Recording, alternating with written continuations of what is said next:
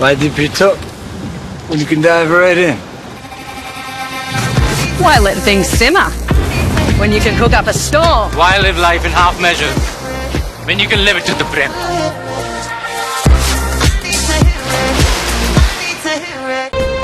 రేపు సీఎం రేవంత్ రెడ్డి ఢిల్లీ వెళ్తున్నారు. Cabinet విస్తరణపై high command పెద్దలతో ఆయన చర్చిస్తారు.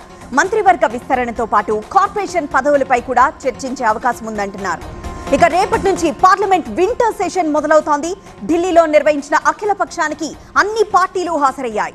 విభజన హామీలు, పోలవరం ప్రాజెక్టుకు నిధులపై ఫోకస్ పెట్టింది టీడీపీ. ఫిరాయింపులు, భూసేకరణపై చర్చించాలంటోంది బీఆర్ఎస్. ఇక దక్షిణ కోస్తా రైల్వే జోన్ ఏర్పాటులో మరో అడుగు పడింది. విశాఖ జోనల్ కార్యాలయ నిర్మాణానికి టెండర్లను ఆహ్వానించారు.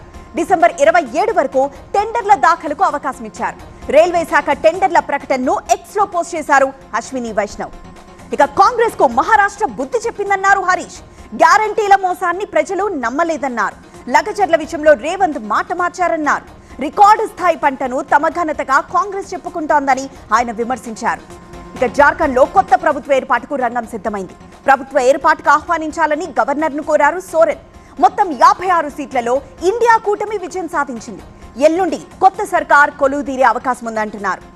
మరోవైపు ఇటు మహారాష్ట్రలో ప్రభుత్వ ఏర్పాటుపై రాత్రి కీలక భేటీ జరగబోతోంది. ఏక్నాథ్ షిండే, ఫడ్నవీస్, అజిత్ పవార్ ఢిల్లీకి వెళ్తున్నారు. రాత్రి 9 గంటలకు బీజేపీ అగ్రనేతలతో భేటీ అవుతున్నారు. అసెంబ్లీ గడువు ఎల్లుండితో ముగుస్తున్నందున కసరత్తుని స్పీడప్ చేశారు. ఇక ఫైనలీ ఐపీఎల్ వేలంలో రిషబ్ పంత్ కు రికార్డు ధర పలికింది.